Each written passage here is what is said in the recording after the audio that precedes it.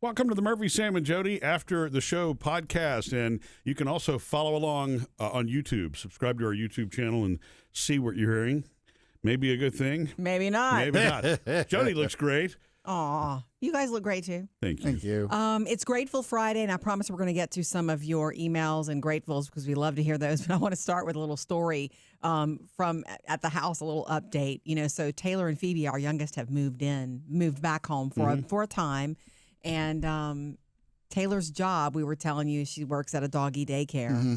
And when she comes home from that work, every time I pass her in the hall, I like to give her a little hug. Whatever. We hug a lot. Mm-hmm. And she's always like, I'm gross. I'm like, no, you're not to me. And I hug her and she's like, I smell like 100 dogs. And I'm like, I know, but I can't tell. She smells fine to me. But our oldest dog, our Alpha, my boyfriend dog Champ, every time she comes home from work, he is all over her. We have to make him stop. He really is all over her. It's so cute. He's one of those that gets fixated on anything. Even if we go to a restaurant and come back, it's just like he won't stop. He just it's like most dogs will sniff and then walk and go. It's who he is. So we have to tell him to stop. I mean, it's so exciting to him. Dogs lead with scent. Yeah. Like if we lead with sight. But I think that's his obsession. Every dog has a little bit of something awkward, and that's one thing I've noticed about him over the years is he becomes fixated on whatever scent and doesn't stop smelling whatever it is he's smelling. Murphy, that's why he loves to go on walks. That's why he clocks me hard at sunset. He's like, if she puts on shoes or puts on shorts, I know I'm going. Because it's all about the sense. The sensory experience of going on a walk is what he is excited about. Yeah. And I actually let him smell everything. My walks with him are not about, come on, you're following me. I let him, it's about him being able to smell everything. And I just make it a leisurely thing. Anyway, long story short to get to her, smelling like 100 dogs. Yesterday, she plopped down in the chair and she was so exhausted. And I said, how was it today? She said, it was exhausting. I went to the romper room today. Oh, the active dogs. The romper room is the most active dogs, in the whole place. And they play a lot. And she said it's more physical for her because you have to be on top of those dogs more to make sure there's no little fights that break out. And she said they're just more. It's just more. It's not like the senior dog room. Oh man, that would be the where room, they nap huh? all day. Yeah, really. But I'm like, what are you having to do? Like, tell me what really. And she was like, well, she has to pull them away from each other if they start humping. She says you're on hump patrol. I'm like, okay. Then she says she has to watch out for the poop eaters. And she said, sadly, there's a lot more of those. Yeah. Really? Are there? Well, you don't have to clean up the room. Are these the assignments that always go to the the brand new employees, right? No, I think she's. Here's your shovel. It's all you alternate, and you're constantly cleaning up messes. She's like always got a thing in her hand. Well, the thing is, if you've got, without being gross here, if you've got that many dogs who want to go there and eat that, how do you keep track of all of them at one time, though? I mean, it's like you can only really focus on. Well, could be telling this one to stop when over here behind you. Well, you might miss one every once in a while. But I said, what is your instruction from the management about what to do about a poop eater? She goes, you say no and you stop it from happening. Yeah. I'm like, oh, great. Okay, great. Yeah, that actually works. That happened with our dog Edie in the backyard the other day. I told her no. I don't want to hear about it. I just think about all the times I'm not there to tell her no. You know what Gus does? I hate for this podcast to go this way. This is really a grateful podcast. It's supposed to be. Gus is doing that, and it's like if I see him through a window, tell him no. Looks up at me, and he's in the yard, and I see him bend down, and it's like he's going to do it again. And as soon as I say no, and he'll look at me, and then he'll grab one and then start walking. Oh, really? It's like, okay, no, but I'm going to grab one. You said no. I'm going to get this one, though, and take off. Interesting. Edie doesn't do that. She listens, or if you tap on the window, it all stops. It scares her, right. But anyway, that's what you do in the romper room. 3 things, actually. So I don't mean to sound dumb, but I honestly didn't think about that being a problem at a doggy daycare. I really didn't. I didn't either. That's what I'm saying. I'm learning so much from her, and she's even learning so much. Maybe that's why the place is so clean. Yes. Is Wednesday their big day? Oh, she's cleaning up. What? Is Wednesday a big day there? Hump day? Every day's hump day at a doggy daycare. Oh, there's your sticker. And then the third thing is, and I think you walked into the room when she said this, Murph, and she was saying it's called third wheel. She has to intervene with the third wheel dog. This is another one that I hadn't thought of. She said this is common. Third wheel? Third wheel. She says when two dogs are playing in a room full of dogs or a yard full of dogs, when two are playing, they've chosen to play with each other, and they're, even if it sounds like they're fighting, they're playing. Right. She's learned how to monitor that and see that, and that it's all safe and okay.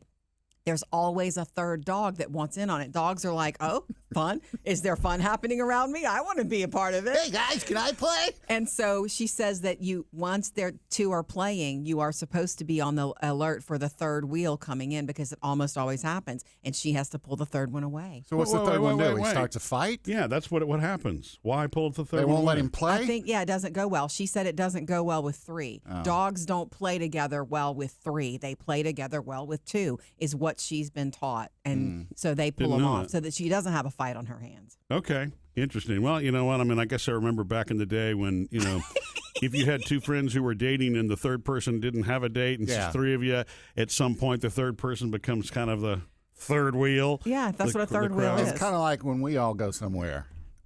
Aw, you're not the third wheel. You're not the third wheel. Let's get Sam out of there. If it's some sort of guy thing, I'm the third wheel. It depends. That's true. And then if it's some sort of girl thing?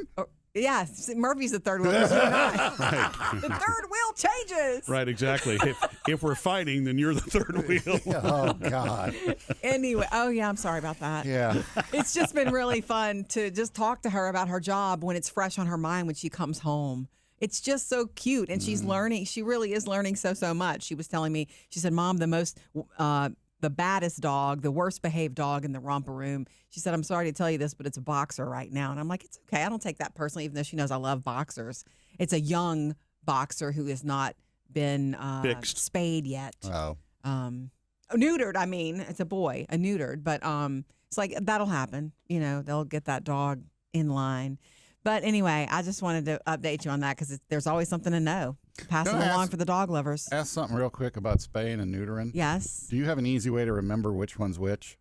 I don't. That's why I messed it up just now. Yeah, because I don't remember. There's no trick it's in just my brain. I mean, port and starboard on a boat. I don't know which one's which. Really? Yeah, I always remember that spay is female and neutered What's is, your trick? is male.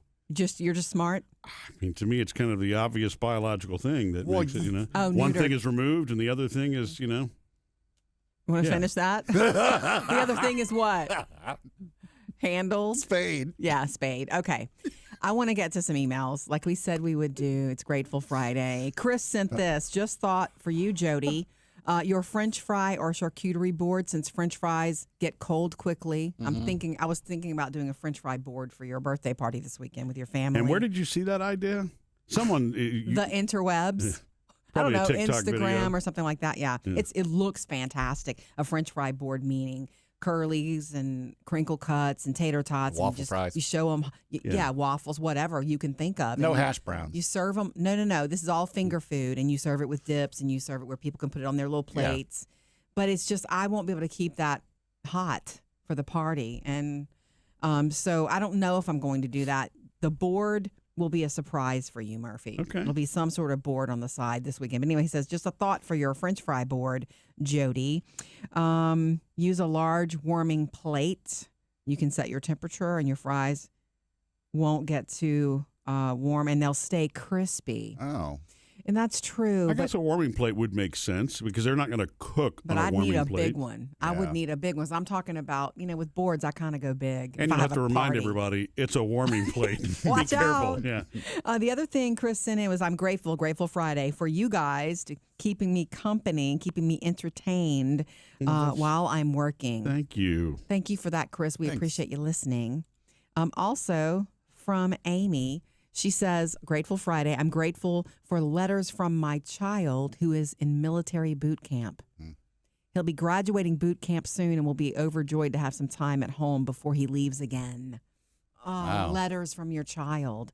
That's fantastic. Yeah. I would think that a lot of kids today would not be writing letters. It would not be their jam. Maybe you can't text while you're on base or something? Like, I wonder if there's some security reason. You know what I mean? Sure. So it may would still be even be something where the drill sergeant's like, write your mothers, write your parents, let them know how you're doing. You never know. Yeah. I know you're holding on to that, Amy. Yeah. With all of your heart. Keep it coming. We love hearing from you anytime. Instagram, Facebook, and YouTube.